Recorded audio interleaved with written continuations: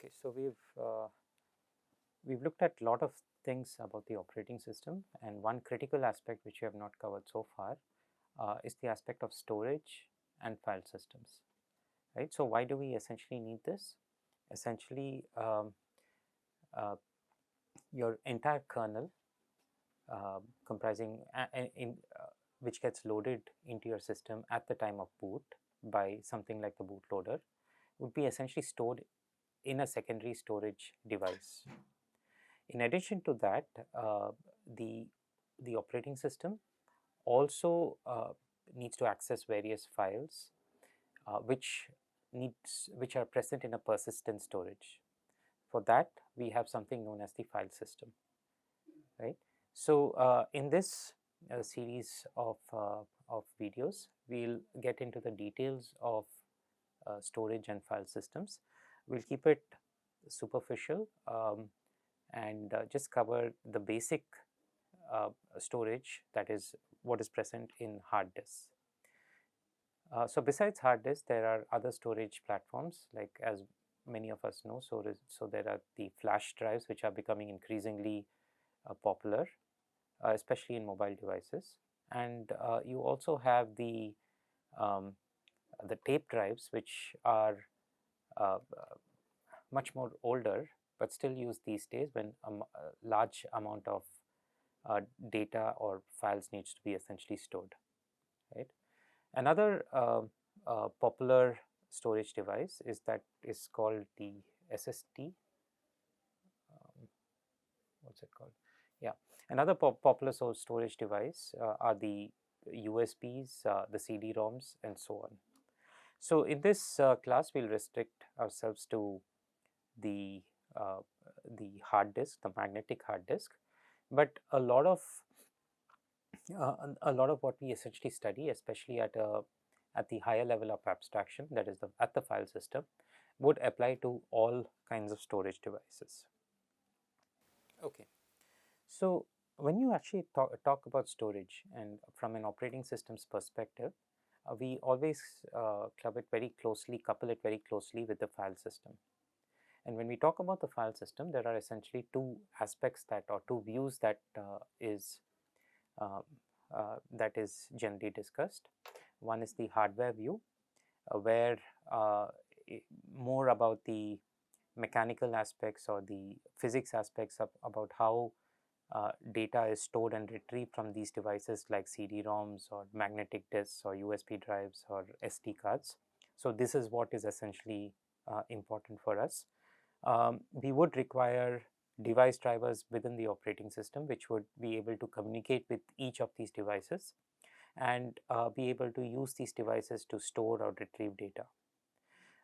The other end of the perspective is from the application view or the user's view, right? So here we have a user of the system, and the user essentially wants to use these various storage devices. And the important thing is how would the operating system provide the necessary abstractions and manage the storage in each of these devices.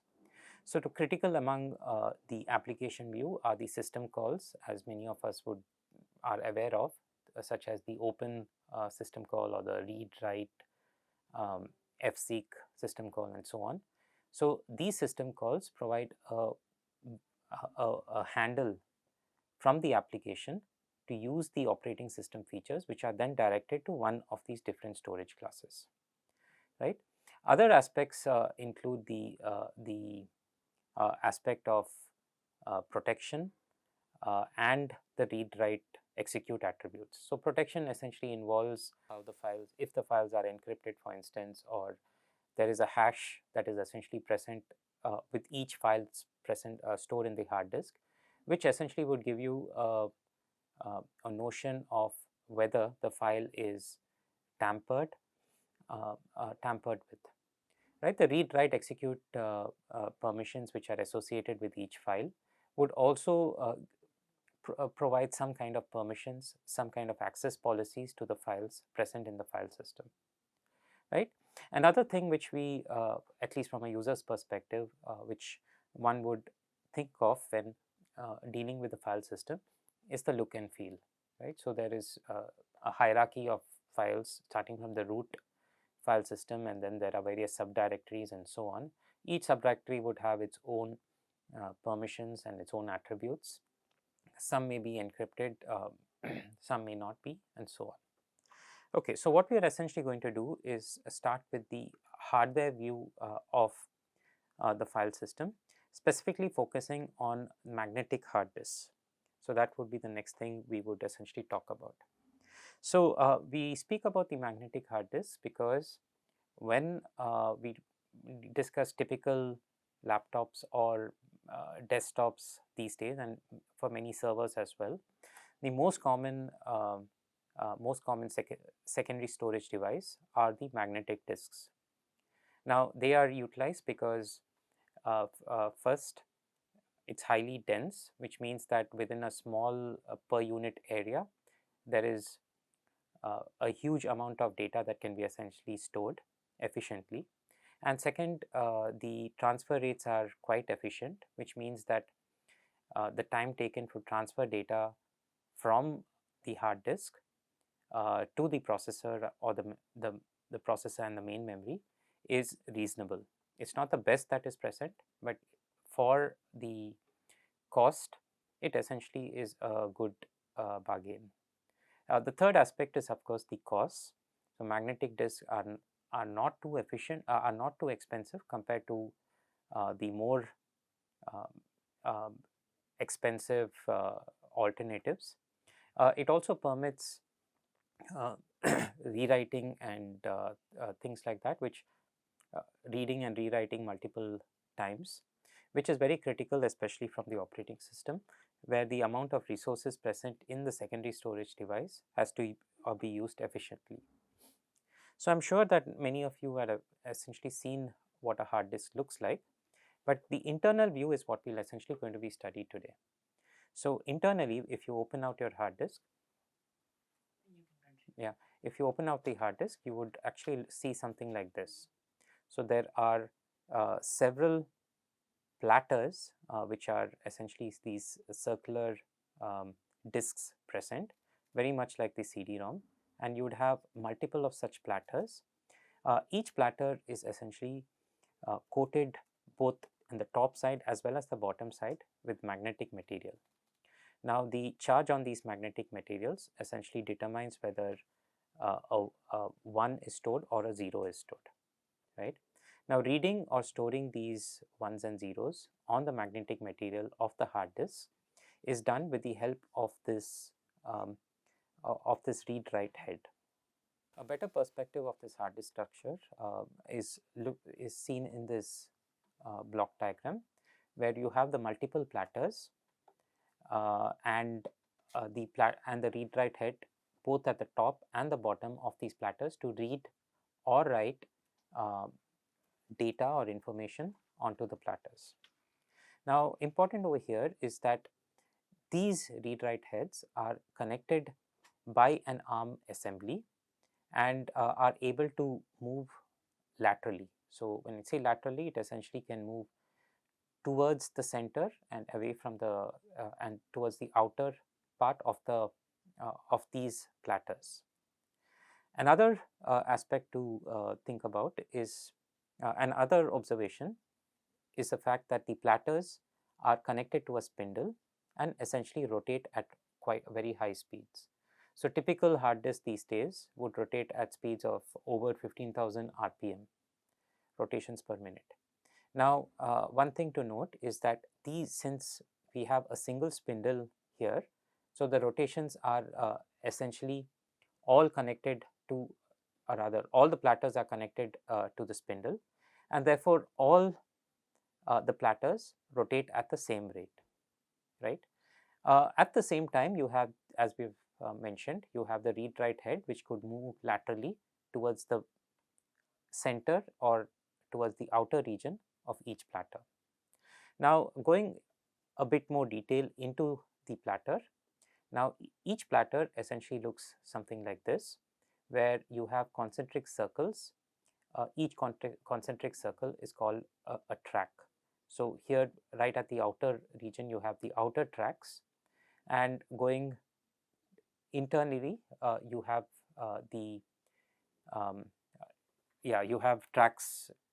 Yeah, so right at the edge, you have the outer tracks, and as you go inside, the tracks, the size of the tracks essentially reduce. Okay, so on these tracks is essentially the magnetic material, and these and the charge on the magnetic material determines whether 1 or 0 is essentially stored on the tracks. So there could be several hundreds or thousands of tracks essentially present. Now each track is essentially divided into sectors. So one sector is the smallest unit, um, um, that smallest unit in the hard disk, and as you can see, the sectors on the outer region are typically much more larger than the sectors on the inner region.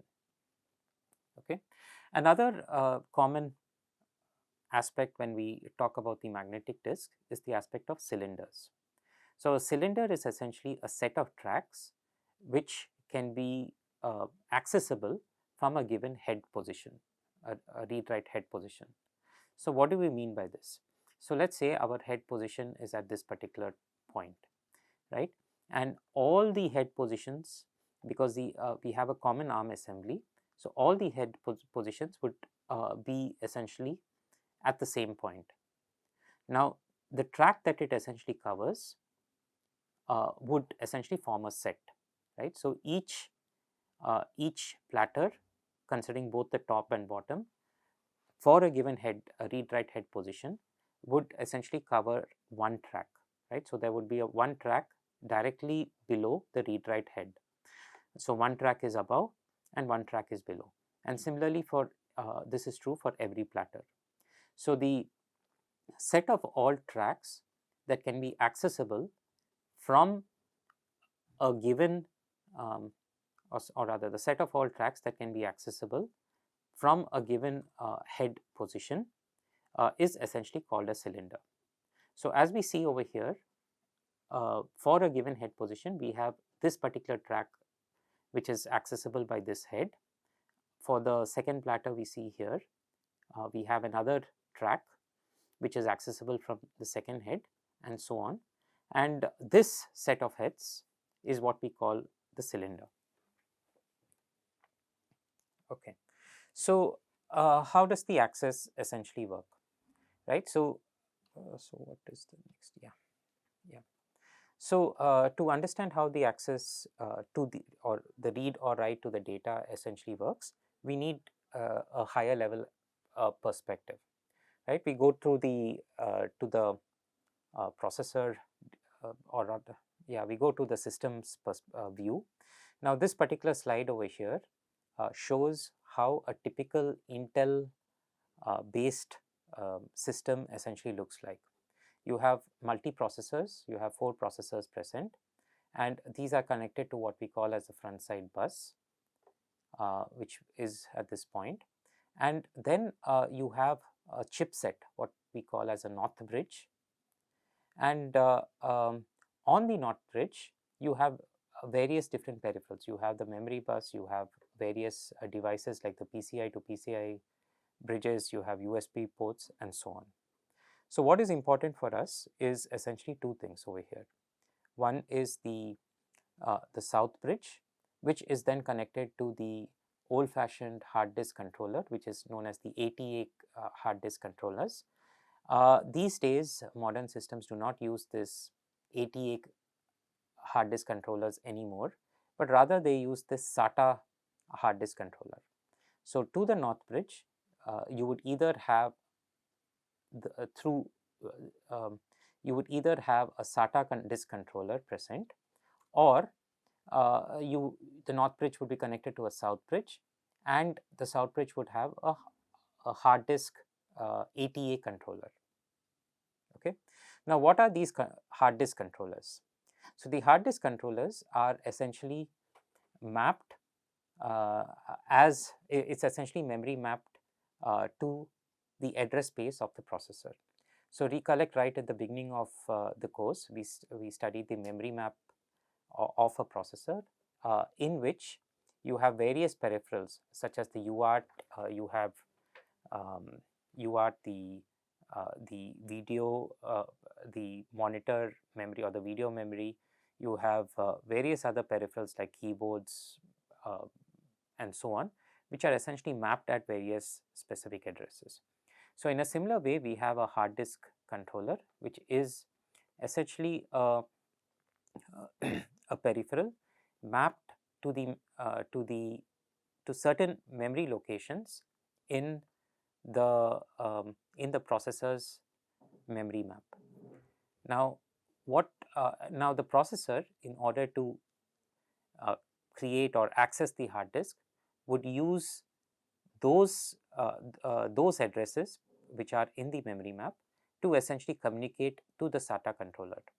The SATA controller would then um, transfer this communication to motors which control the spindle or the arm, the read-write arm, and is used to position the head or rotate the platters to a particular location, and thus able to read the data or store data at specific locations in a particular sector. So just to explain the entire thing again, so we have the processor,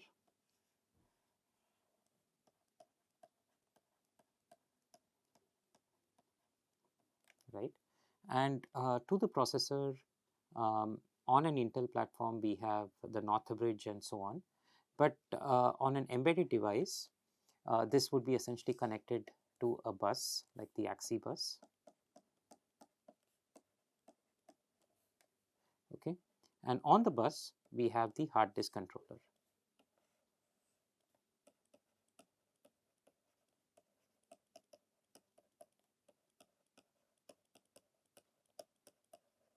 Okay, so we have your programs, your operating systems and so on running on one or multiple processors, and on the Intel platform we essentially seen a series of buses, a series of chips such as the front bus, the North Bridge or the chipset, and then or the South Bridge and so on. But just to explain this, we are keeping it simple.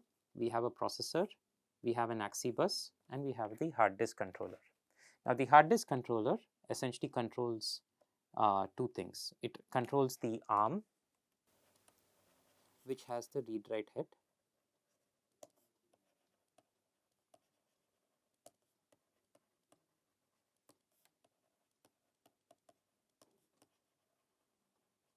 and it can also control the spindle.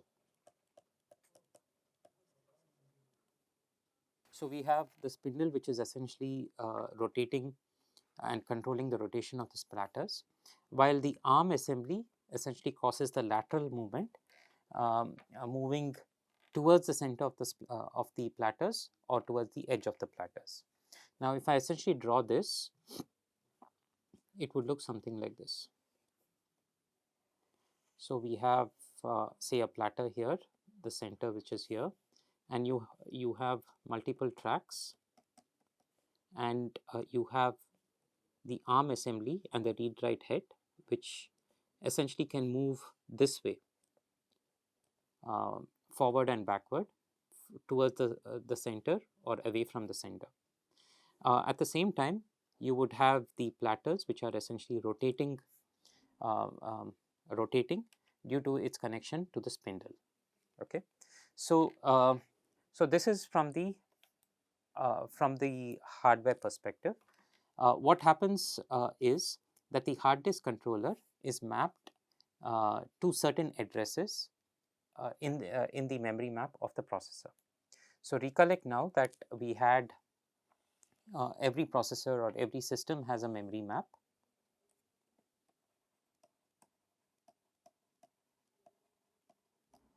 So typically this memory map would have the various peripherals, right? Like the UART is something we have seen before. We've also seen the DRAM present. So just to recollect, our DRAM was present starting at location 0x8, 80 million.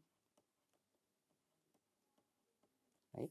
So in a similar way, we would have some memory locations for the SATA controller.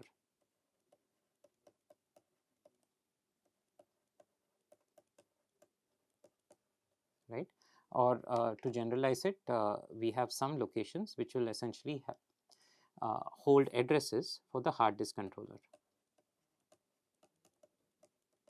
Okay, now through these addresses, you would have the processor being the device driver of the processor, writing some information or reading some status information to these addresses, which are mapped to the memory map. The hard disk controller would now read these instructions or read this memory and convert that into commands which would permit reading or writing from very specific locations in the very specific locations on the platter, on one or multiple platters, right? So typically transfers can be done in two ways. One is that any data read from the hard disk could could essentially be directed into registers present in the processor, right? And then from the processor, it would possibly be written into the DRAM through the DRAM controller. So for instance, let us say there are certain status or flags that needs to be written or read from the hard disk. So this would be first read to the processor, and then from the processor, it would be stored into memory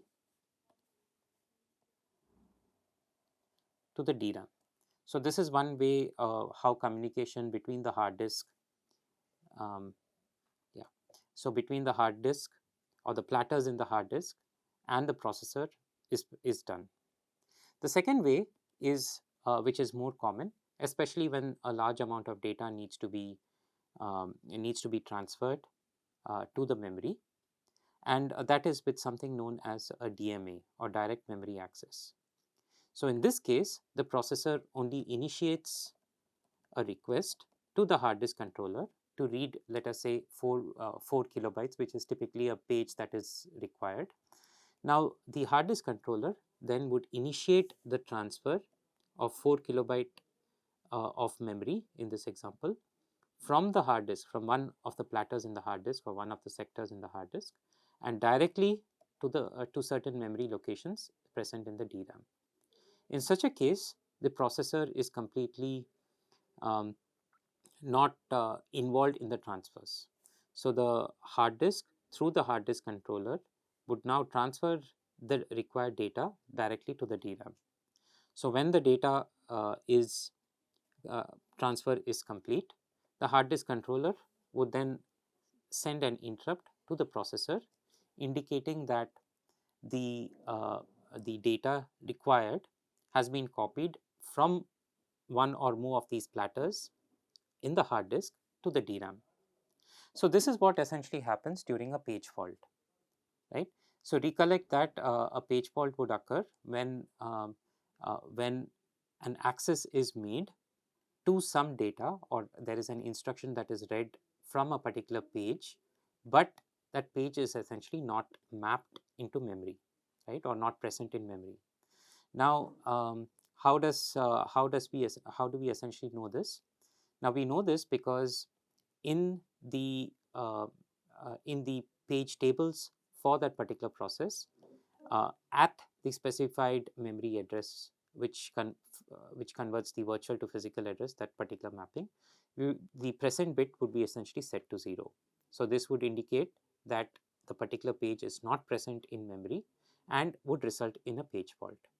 Now in the page fault handler, which is essentially executed by the processor would initiate the transfer of the page to the hard disk controller, right? Now the hard disk controller reads the required page, which will be of 4 kilobytes, initiates a DMA transfer and transfers that data into the DRAM.